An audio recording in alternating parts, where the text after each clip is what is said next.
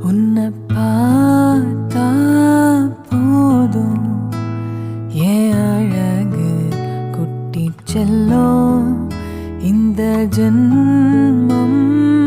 தீரும் ஏன் அழகு குட்டி செல்லும் இறைவன் அவன் உருவம் எது நான்